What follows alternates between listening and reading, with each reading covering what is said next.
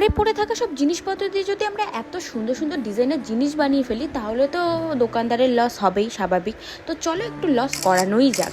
So hello everyone, নতুন একটা ভিডিওতে তোমাদের অনেক অনেক অনেক স্বাগত জানাই। আর এটা কিন্তু আমি একটা নিয়ে নিয়েছি জলের পাইপ, আর জলের পাইপ দিয়ে আমি কী করে ফেলবো সেটাই তোমরা দেখতে থাকো। অনেক ভাবনা চিন্তা করার পরে একটা ডিসাইড করতে পেরেছি যে আমি এটা দিয়ে একটা ফুলের টব বানাবো। আর ফুলের টবটা দেখো, ফার্স্টে আমি নিয়ে নিয়েছি একটু প্রাইমার, আর প্রাইমারটা দিয়ে আমি ফার্স্টে ডিজাইন করে নিচ্ছি।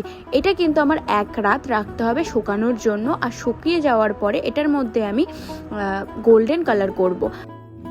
এর আগের ভিডিওতে কিন্তু তোমরা অনেক অনেক ভালোবাসা দিয়েছো, সেমভাবেই কিন্তু ফুল ভিডিওটা দেখতে হবে, না দেখলে কিন্তু তোমাদেরই লস।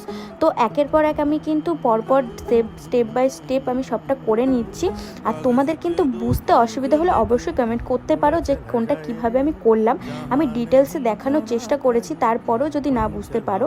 তো এখানে কিন্তু আমার দেখো টপটা অলমোস্ট কমপ্লিট, অলমোস্ট না পুরোই কমপ্লিট। এদিকে আমি ডালপালা নিয়ে নিয়েছি, আর সাথে কিন্তু এই ফুলগুলো আমার ঘরে পড়েছিল।